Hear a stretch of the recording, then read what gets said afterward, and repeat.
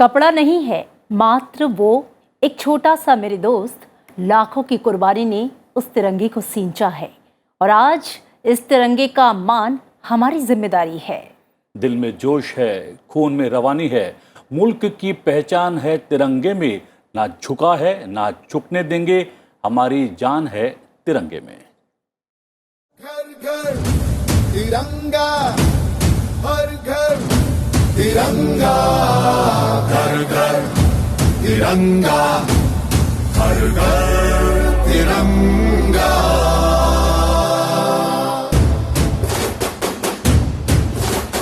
घर घर तिरंगा, रथ घर तिरंगा, घरों घरी तिरंगा, रथे घरी तिरंगा।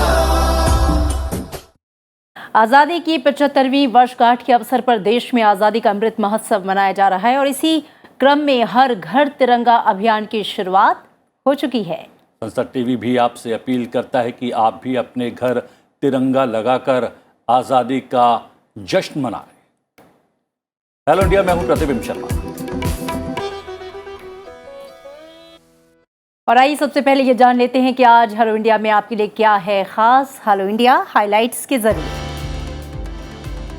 हेलो इंडिया में नजर डालेंगे कॉमनवेल्थ गेम्स 2022 में भारत की सुनहरी कामयाबियों सहित देश और राज्यों की प्रमुख खबरों पर। और इसके अलावा आपको बताएंगे एस जयशंकर के कंबोडिया दौरे के बारे में और मंकी पॉक्स को लेकर, साथ ही होंगी बहुत सारी अंतर्राष्ट्रीय सुर्खियां। और आज आपको अपने खास पेशकश में बताएंगे बहुमुखी प्रतिभा की धनी सुषमा स्वराज से जुड़ी कुछ दिलचस्प बातें। जी हां, पलटेंगे इतिहास के पन्नों को, जानेंगे आज के दिन से जुड़ा इतिहास। तो जुड़े रहिए अगले आधे घंटे हमारे साथ हेलो इंडिया में। शुरुआत करते हैं आज के मुख्य समाचारों के साथ।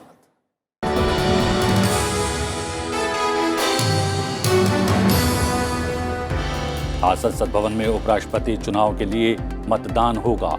एनडीए के उम्मीदवार जगदीप धनखड़ की टक्कर विपक्ष की मार्गरेट आल्वा से है। संसद भवन में सुबह 10 बजे से शाम 5 बजे तक मतदान होगा। इसके तुरंत बाद मतगणना शुरू की जाएगी। देर शाम तक नतीजे भी घोषित कर दिए जाएंगे। भाजपा अपने दम पर जगदीप धनखड़ को चुनाव जिताने की स्थिति में दिखाई दे रही है। पार्टी के पास लोकसभा में 303 तो राज्यसभा में 91 सदस्य हैं। तृणमूल कांग्रेस के मतदान से दूर रहने की घोषणा के बीच ममता बनर्जी ने कल प्रधानमंत्री नरेंद्र मोदी से मुलाकात की। राज्यसभा सोमवार को अपने सभापति एम वेंकैया नायडू को विदाई देगी, जिनका कार्यकाल 10 अगस्त को पूरा हो रहा है। राज्यसभा के उपसभापति हरिवंश ने शुक्रवार को सदन में इसकी घोषणा की। राज्यसभा के सभापति एम वेंकैया नायडू ने शुक्रवार को स्पष्ट किया कि आपराधिक मामलों में सांसदों को कोई विशेषाधिकार प्राप्त नहीं है।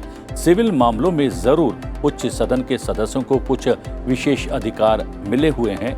मालूम हो कि विपक्षी सदस्यों द्वारा राज्यसभा में केंद्रीय एजेंसीज का दुरुपयोग कर उनके नेताओं को परेशान करने का मामला कई बार उठाया जा चुका है। सुप्रीम कोर्ट ने साल 2022 में हुए उत्तर प्रदेश विधानसभा चुनावों में राजनीति के अपराधीकरण को रोकने के लिए जारी किए गए उसके दिशा निर्देशों का पालन नहीं करने के लिए राजनीतिक दलों के प्रमुखों के खिलाफ अवमानना की कार्रवाई शुरू करने संबंधी याचिका शुक्रवार को खारिज कर दी। न्यायमूर्ति BR गवई और न्यायमूर्ति PS नरसिम्हा की एक पीठ ने कहा कि इस मामले पर विचार करने के लिए निर्वाचन आयोग के पास सक्षम प्राधिकार है। शीर्ष अदालत वकील ब्रजेश सिंह द्वारा दायर याचिका पर सुनवाई कर रही थी। प्रवर्तन निदेशालय ने शुक्रवार को क्रिप्टो करेंसी एक्सचेंज वजीर एक्स के खिलाफ मनी लॉन्ड्रिंग मामले की जांच के सिलसिले में 64.67 करोड़ रुपए के बैंक जमा पर रोक लगा दी है।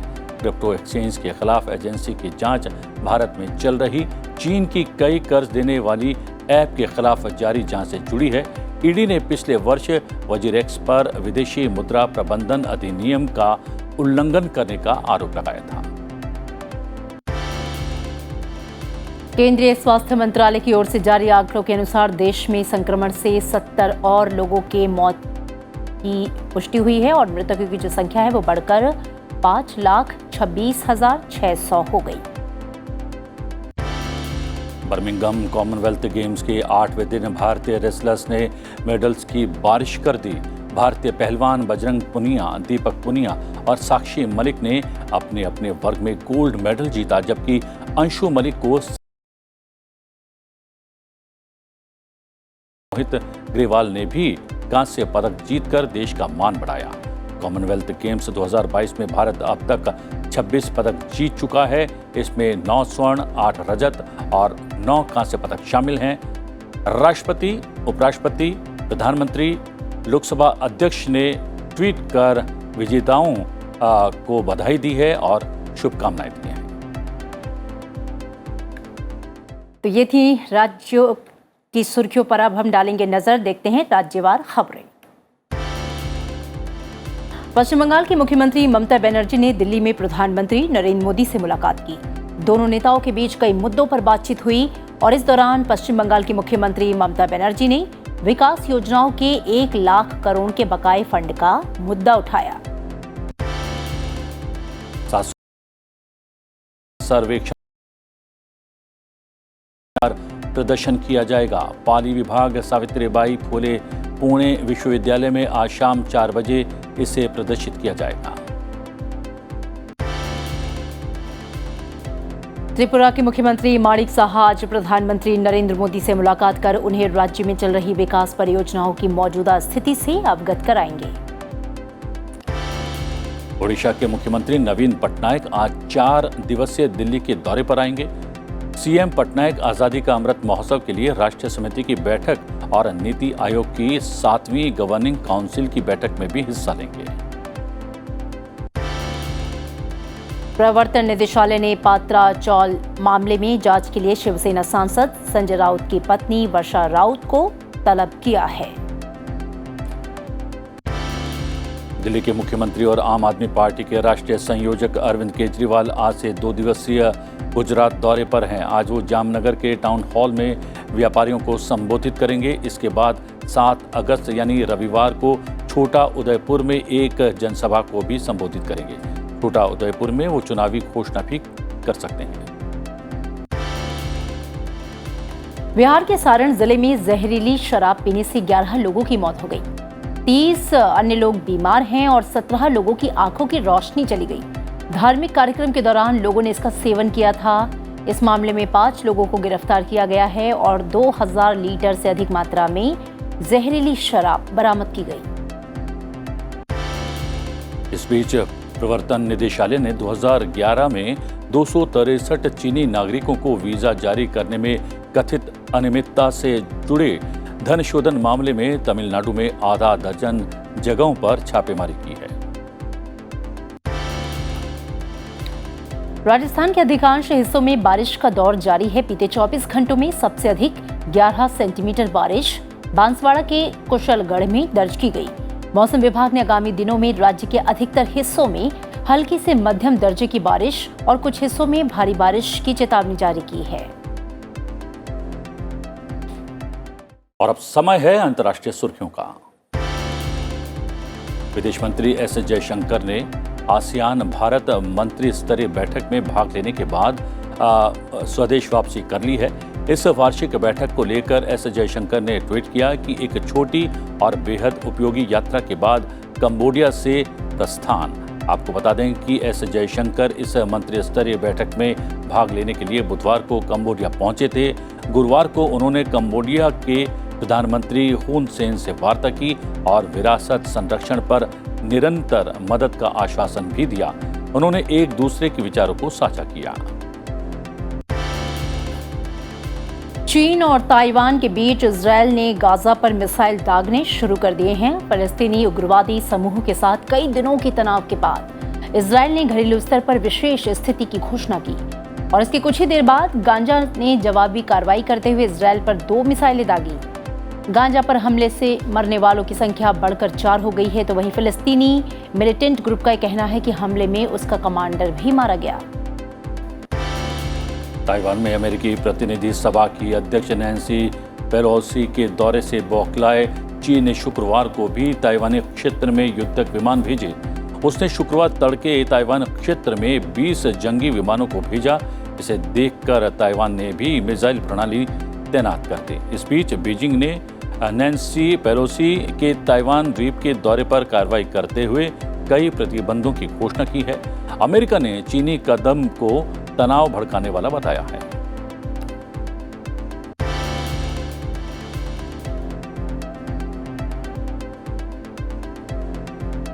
और इधर कनाडा ने घोषणा की है कि वो संयुक्त राज्य अमेरिका में हाई प्रोफाइल सामूहिक गोलीबारी के मद्देनजर व्यापक प्रस्तावित फ्रीज के हिस्से के रूप में 19 अगस्त से शुरू होने वाले हैंडगन के आयात पर बैन लगाएगा।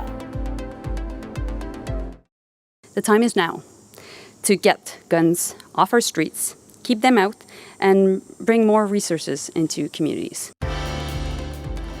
उधर एलन मस्क ने ट्विटर पर सोशल मीडिया कंपनी के लिए रद्द किए गए $44 बिलियन के सौदे पर एक काउंटर सूट में धोखाधड़ी का आरोप लगाया है। उन्होंने दावा किया है कि ट्विटर ने आवश्यक जानकारी वापस ले ली और अपनी टीम को इसके उपयोगकर्ता आधार के सही आकार के बारे में गुमराह किया। ब्रिटिश स्वास्थ्य अधिकारियों के मुताबिक देश भर में मंकी पॉक्स का प्रकोप चरम पर हो सकता है। हालांकि महामारी की वृद्धि दर धीमी हो गई है। मई में अब तक 2,859 नए मामले सामने आए हैं। और आज की गतिविधियों पर डाल लेते हैं नजर। आज संसद भवन में सुबह 10 बजे से शाम 5 बजे के बीच संसद सदस्य भारत के अगले उपराष्ट्रपति का चुनाव करने के लिए मतदान करने वाले हैं। आज सुबह 10:30 बजे संसद भवन के सेंट्रल हॉल में पूर्व लोकसभा अध्यक्ष GS ढिल्लों की जयंती के अवसर पर उन्हें पुष्पांजलि अर्पित की जाएगी। आज संस्कृति मंत्री जी किशन रेड्डी और सांसद परवेश वर्मा नई दिल्ली के तालकटोरा इंडोर स्टेडियम से केसरी दस्तर पहने 750 बाइक की तिरंगा रैली को हरी झंडी दिखाकर रवाना किया। इस दौरान सभी बाइकर्स जोश से लबरेज नजर आए। भारत और वेस्टइंडीज के बीच चौथा T20 मैच आज रात 8 बजे शुरू होगा। ये मैच लॉडरहिल के central Broward regional park stadium turf ground में खेला जाएगा।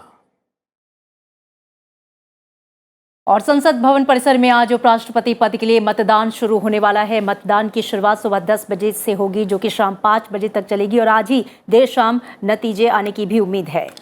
जी हाँ, इस पर ज्यादा जानकारी के लिए सीधा रुख करते हैं अपनी सहयोगी कृति मिश्रा का। कृति, राष्ट्रपति का जो चुनाव होता है उसका मतदान जो होता है उसकी प्रक्रिया थोड़ी सी दुरूह है, थोड़ी सी जटिल है, लेकिन उसके बनिस्पत क्या उपराष्ट्रपति का चुनाव थोड़ा सा आसान है क्योंकि इसमें मात्र संसद सदस्य ही मतदान करते हैं? जी बिल्कुल प्रतिबिंब, जैसा आपने कहा कि जो राष्ट्रपति का चुनाव होता है उसकी जो प्रक्रिया होती है वो जटिल होती है, क्योंकि देश की जितनी भी असेंबलीज है वहाँ के इलेक्टेड मेंबर्स और साथ ही पार्लियामेंट के जो मेंबर्स होते हैं जो इलेक्टेड होते हैं वो इसमें वोट डालते हैं। उसका कैलकुलेशन भी कुछ जटिल है, यानी total number of values divided by 2+1। लेकिन अगर हम वाइस प्रेसिडेंशियल इलेक्शन की बात करें, जो कि 16वें वाइस प्रेसिडेंशियल इलेक्शन जो कि आज होना है, वो थोड़ी सरल है क्योंकि इसमें सिर्फ members of parliament, Rajya Sabha, Lok Sabha और साथ ही साथ राज्यसभा के जो नॉमिनेटेड मेंबर्स होते हैं वो भी वोट डालते हैं। अगर हम इस बार के 2022 के वाइस प्रेसिडेंशियल चुनाव की बात करें तो राज्यसभा के 233 मेंबर्स, लोकसभा के 243 और साथ ही साथ राज्यसभा के नॉमिनेटेड मेंबर्स, टोटल वैल्यू जो है पार्लियामेंटेरियंस की वो 788 है। और क्योंकि सिर्फ दोनों हाउसेस के मेंबर्स ही वोट डालते हैं तो इसलिए वैल्यू जो होती है वो एक होती है। अगर हम इसकी प्रोसेस की बात करें तो देखिए, proportional representation by means of single transferable vote, यानी कि प्रेफरेंसेस होंगे कि फर्स्ट प्रेफरेंस किसको है, सेकंड प्रेफरेंस किसको है, लेकिन देखिए पहला प्रेफरेंस देना जरूरी होता है और दूसरा प्रेफरेंस देना ऑप्शनल होता है। अब इसमें बात कर लेते हैं कि प्रावधान क्या क्या है। देखिए, अगर कॉन्स्टिट्यूशन की बात की जाए तो कॉन्स्टिट्यूशन के आर्टिकल 68, 66 उसमें ये रूल्स डिफाइंड है। इसमें प्रोविजन है वाइस प्रेसिडेंशियल इलेक्शन का, और साथ ही साथ अगर हम बाकी नियमों की बात करें तो presidential and vice presidential election of act of 1952 और प्रेसिडेंशियल और vice presidential election rules of 1974 उसके तहत ही होता है। और पार्ट 8 जो है उन रूल्स का, उसके तहत पार्लियामेंट में ये जो पोलिंग की प्रक्रिया है, ये जो वोटिंग का प्रोसेस है वो होता है। आप मेरे पीछे देख सकते हैं, इस समय हम पार्लियामेंट में हैं। मैं अपने कैमरा पर्सन से रिक्वेस्ट करूंगी कि वो आपको दिखाएं। इस समय हम रूम नंबर 63 के बाहर हैं, जो कि पार्लियामेंट ऑफ इंडिया के फर्स्ट फ्लोर पर है, जहां पर ये प्रक्रिया होनी है आज 16th वाइस प्रेसिडेंशियल इलेक्शन के लिए। तो अब जैसे जैसे अब वोटिंग का टाइम पास आएगा उसके बाद सारे मेंबर्स आएंगे यहाँ पर वोट डालेंगे और बिल्कुल। उम्मीद है कि शाम तक हमारे सामने रिजल्ट आ जाएगा। बिल्कुल प्रतिभा? कृति, आप चूंकि वहां पे मौजूद हैं संसद भवन परिसर में, आपसे समझना भी चाहेंगे कि 10 बजे से वोटिंग शुरू होनी है, क्या है पूरा प्रोसेस शुरुआत के बाद, उसके बाद किस किस तरीके से वोटिंग का जो प्रोसेस है वो आगे बढ़ेगा, और जैसा कि आप भी बता रही हैं कि शाम 5 बजे तक जब वोटिंग संपन्न हो जाएगी उसके बाद शायद देर शाम तक नतीजे भी आ जाएं। हाँ बिल्कुल अमृता, जैसे कि मैंने पहला भी बताया कि ये proportional representation by means of single transferable vote है, यानी कि प्रेफरेंसेस के अकॉर्डिंग, यानी कि फर्स्ट प्रेफरेंस सेकंड प्रेफरेंस अपना देना होता है। किसी भी तरह के टिक या क्रॉस का प्रोविजन नहीं होता है, सिर्फ अपना फर्स्ट प्रेफरेंस देना होता है। 2 कॉलम्स होते हैं जहां पर 2 जो नॉमिनीज हैं, अभी इस बार की अगर हम बात करें तो जो एनडीए के नॉमिनी हैं जगदीप धनखड़ जी और यूपीए की जो नॉमिनी है मार्गरेट अल्वा जी, उनके कॉलम्स होंगे और उसमें अपना प्रेफरेंस लिखना होगा। सबसे ज़रूरी बात जो लगातार इलेक्शन कमीशन भी बता के आया है और पार्टीज़ ने भी एक मॉक ड्रिल की है अपने मेंबर्स के लिए कि किस तरह से जो इलेक्शन कमीशन की पेन होती है सिर्फ उसी का इस्तेमाल करना होगा, नहीं तो वोट वो जो होता है वो इनवैलिड हो जाता है। एक और बड़ी बात है कि ये जो पूरा प्रोसेस है वो सीक्रेट वोटिंग के तहत होता है, यानी कि जो आपने बैलेट कास्ट किया है उसका किसी को उसको दिखाने का प्रोविजन नहीं होता, ये पूरी तरह से सीक्रेट वोटिंग होती है। और जैसा कि आपने हमारे दर्शकों को बताया कि 10 बजे से शुरू होगी, शाम 5 बजे तक ये प्रक्रिया चलेगी और देर शाम तक हमें ये पता चल जाएगा। देखिए, रोटेशन के तहत जो सेक्रेटरी जनरल राज्यसभा या सेक्रेटरी जनरल लोकसभा होते हैं वो रिटर्निंग ऑफिसर होते हैं, और अगर हम 2022 के वाइस प्रेसिडेंशियल इलेक्शन की बात करें तो रिटर्निंग ऑफिसर लोकसभा के महासचिव उत्पल कुमार सिंह जी हैं।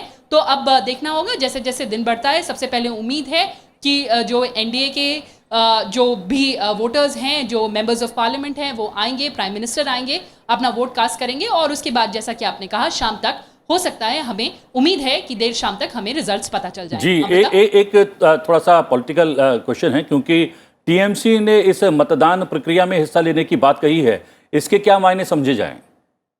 जी हाँ, देखिए लगातार पार्टीज ने अपना री-स्ट्रैटेजाइज किया है। आपको याद होगा कि किस तरह से जो पार्टीज हैं उन्होंने, कुछ पार्टीज ने दूसरा स्टैंड रखा था प्रेसिडेंशियल इलेक्शन में और दूसरा स्टैंड रखा है वाइस प्रेसिडेंशियल इलेक्शन में। तो अपने कंपल्शंस हैं पॉलिटिकल पार्टीज के रिप्रेजेंटेशन के, और किस तरह से ये अलायंस वर्कआउट किया गया है, चाहे हम ऑपोजिशन की बात करें या फिर हम सत्ता पक्ष की बात करें, तो अपने पॉलिटिकल कंपल्शंस को देखते हुए पार्टीज ने अपना डिसीजन लिया है। और देखना होगा कि जिस तरह से हमने प्रेसिडेंशियल इलेक्शन में देखा कि क्रॉस वोटिंग भी सामने आई, क्या अभी भी वाइस प्रेसिडेंशियल इलेक्शन में वो होता है, वो शाम तक तस्वीर हमारे सामने होगी। कृति, बहुत शुक्रिया इस पूरी जानकारी के लिए। तो आपके पास आगे भी हम आते रहेंगे और दिन भर जो है संसद टीवी पर आपको उपराष्ट्रपति चुनाव से जुड़ा अपडेट हम पहुंचाते रहेंगे। लेकिन इस समय वक्त हो चला है इतिहास के पन्नों को पलटने का, जानने का कि आज के दिन से जुड़ा इतिहास क्या कहता है। 6 अगस्त वर्ष 1945 के दिन इतिहास में पहला परमाणु हमला हुआ। ये हमला द्वितीय विश्व युद्ध के दौरान संयुक्त राज्य अमेरिका द्वारा जापान के हिरोशिमा शहर में किया गया। इस परमाणु बम ने शहर के हजारों लोगों को पल भर में मौत के घाट उतार दिया। आधिकारिक आंकड़ों के अनुसार हिरोशिमा में लगभग 80,000 लोग मारे गए थे और बड़े पैमाने पर 70% इमारतें नष्ट हो गई थी। जो लोग बच गए थे वो अपंगता के शिकार हो गए। दूर दूर तक के इलाकों में घंटों काली बारिश होती रही और रेडियो एक्टिव विकिरण ने जिंदा दिली से भरे इस शहर में कहर बरपा दिया और चारों तरफ मौत का मंजर था। अमेरिका ने इस परमाणु बम को द लिटिल बॉय नाम दिया। इस परमाणु विस्फोटक का code name film the Maltese Falcon से लिया गया था। द्वितीय विश्व युद्ध में जापान अमेरिका और उसके सहयोगी देशों के खिलाफ था। इस परमाणु हमले का एक कारण यह भी था कि जापानी सैनिकों ने ब्रिटिश और अमेरिकी सैनिकों के साथ क्रूर व्यवहार किया था। अमेरिका की शुरुआती हिट लिस्ट में 5 जापानी शहर थे और नागासाकी उनमें से एक नहीं था। सूची में कोकुरा, हिरोशिमा, योकोहामा, निगाटा और क्योटो शामिल थे। बाद में क्योटो की जगह नागासाकी ने ले ली। हिरोशिमा पर गिराया गया लिटिल बॉय बम यूरेनियम 235 से बना था। हिरोशिमा शहर में हुए परमाणु बम के हमले से जापान अभी उबरा भी नहीं था कि अमेरिका ने 3 दिन बाद ही 9 अगस्त को दूसरे शहर नागासाकी पर दूसरा परमाणु हमला कर दिया। हर साल 6 अगस्त को हिरोशिमा दिवस शांति की राजनीति को बढ़ावा देने और हिरोशिमा पर बम हमले के प्रभावों के बारे में जागरूकता बढ़ाने के लिए मनाया जाता है। जहां आज की तारीख वैसे भी ख़ास है क्योंकि आज पूर्व विदेश मंत्री सुषमा स्वराज की पुण्यतिथि है। भले ही आज वो हमारे बीच नहीं है, लेकिन लोगों के दिलों में आज भी उनका नाम और उनकी छाप उतनी ही गहरी है जैसा कि वो छोड़कर गई थी। जी हाँ, साल 2019 में उनकी मृत्यु हो गई थी और लेकिन आज जब हम उन्हें याद करते हैं तो बहुत ही एक अच्छे विदेश मंत्री के तौर पर, एक बड़े राजनेता के तौर पर उनकी पहचान है और वो दिलों में आज भी उसी तरह से कायम है। वो जिस तरीके की कुशल वक्ता थी, अपने पक्ष को जिस तरीके से न सिर्फ राष्ट्रीय मंच पे बल्कि अंतर्राष्ट्रीय मंच पर भी उन्होंने रखा और पूरे देश का प्रतिनिधित्व किया, उनकी दरियादिली, उनकी सहानुभूति जो है उसके लिए भी वो जानी जाती थी। चलिए जानते हैं देश की लोकप्रिय नेता सुषमा स्वराज के जीवन से जुड़ी कुछ खास बातें। सुषमा स्वराज का जन्म 14 फरवरी 1952 को हरियाणा के अंबाला शहर में एक मध्यम वर्गीय परिवार में हुआ था। सुषमा जी ने चंडीगढ़ के पंजाब विश्वविद्यालय से कानून की डिग्री ली थी। अपने छात्र जीवन से ही ये आरएसएस के नेता के रूप में सक्रिय हो गई थीं। 1977 में जनता पार्टी के सदस्य के रूप में सुषमा जी पहली बार हरियाणा विधानसभा के लिए चुनी गईं। 1984 में ये बीजेपी में शामिल हो गई। 1977 में सिर्फ 25 वर्ष की आयु में सुषमा जी देश की सबसे कम उम्र की मंत्री बनी। 1989 में 27 वर्ष की आयु में हरियाणा में जनता पार्टी की राज्य अध्यक्ष बनी। राष्ट्रीय स्तर की राजनीतिक पार्टी की पहली महिला प्रवक्ता बनने का इन्होंने रिकॉर्ड बनाया। दिसंबर 21 सन 2010 ये देश की पहली महिला नेता थी जो विपक्ष की नेता बनी। सुषमा जी दिल्ली की पहली महिला मुख्यमंत्री बनी। सुषमा जी 7 बार सांसद बनी। इंदिरा गांधी के बाद विदेश मंत्री का पूर्णकालिक पद संभालने वाली दूसरी महिला रहीं। भारतीय संसद की पहली और एकमात्र ऐसी महिला सदस्य रहीं जिन्हें सन 2008 और 2010 में आउटस्टैंडिंग पार्लियामेंटेरियन सम्मान मिला। इन्हें सन 2020 में मरणोपरांत पद्म विभूषण से नवाजा गया। असाधारण प्रतिभा की धनी सुषमा जी की शास्त्रीय संगीत, कविता, ललित कला, नाटक और साहित्य में भी गहरी रुचि थी। भारतीयता का सबल प्रतीक बन चुकी सुषमा जी आज ऐसे अनगिनत युवाओं के लिए आदर्श हैं जो सार्वजनिक जीवन में आने और राष्ट्र निर्माण में योगदान देने की हसरत रखते हैं।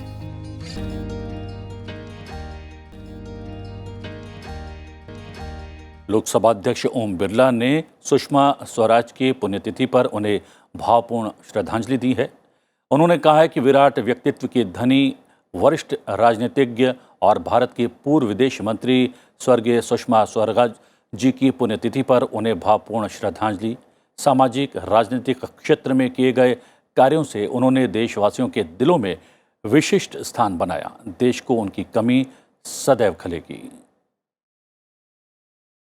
और हेलो इंडिया के बारे में आपको बता दें कि इस कार्यक्रम को आप टीवी के अलावा संसद टीवी के यूट्यूब चैनल पर देख सकते हैं। साथ ही आप संसद टीवी का जो ट्विटर और इंस्टा ऐप है उस पर भी संसद टीवी की आईडी को फॉलो कर सकते हैं। जी हाँ, आप संसद टीवी की आईडी को फॉलो कर सकते हैं और उस पर अपने महत्वपूर्ण सुझाव भी भेज सकते हैं। राम जन जन की आस्था के प्रतीक हैं। कल यानी कि 5 अगस्त का दिन था। इसी दिन अयोध्या में राम मंदिर निर्माण की पहली नींव जो कि 2 साल पहले रखी गई थी। इस अवसर पर अयोध्या के हनुमानगढ़ी मंदिर में 1100 दिए जलाकर भगवान राम की आराधना की गई। जी हाँ, सतरंगी रोशनी के बीच इस झिलमिलाते दियों का नज़ारा देखने ही लायक था। तो चलते चलते आपको हम छोड़ जाते हैं अयोध्या नगरी का ये सुंदर दृश्य देखने के लिए। आप इसका लुत्फ उठाइए। हमें दीजिए इजाज़त। नमस्कार। नमस्कार।